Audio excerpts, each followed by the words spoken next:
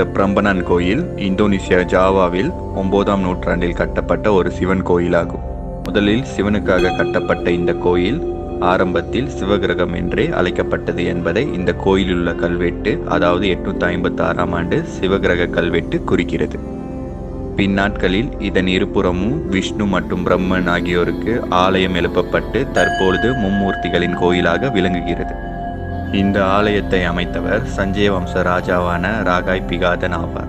ராஜா பிகாதனால் 850ஆம் ஆண்டு அளவில் ஆரம்பமான இதன் கட்டுமான பணி ராஜா லோகபாலனாலும் பாலித்துங் மகாசம்பு ராஜாவாலும் கட்டி முடிக்கப்பட்டது.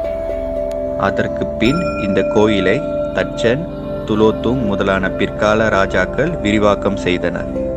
இந்த ராஜாக்களின் தலைநகரம் கிழக்கு ஜாவாவில் இடமாற்றத்துக்கு பின் இந்த ஆலயம் பொலிவிழக்கத் தொடங்கியது.